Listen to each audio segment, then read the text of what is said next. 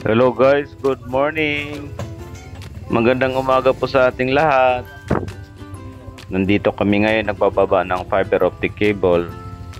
Ito yung klase ng fiber optic cable na ginagamit namin. Ito yung Crystal FOC cable na 12 core. Kadalasan ito yung ginagamit namin sa mga distribution.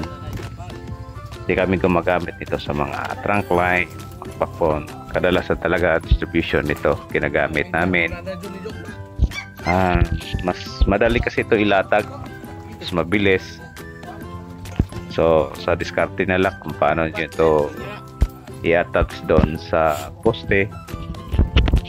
So ngayon pinababa namin yung FOC para ma-safety namin, dahil mga next year o next month pa namin to ililaying. Meron kasi kaming tinitingnan na isang barangay para doon namin to bitiwan itong mga FOC na to. Okay, maraming salamat. Thank you. Bye bye.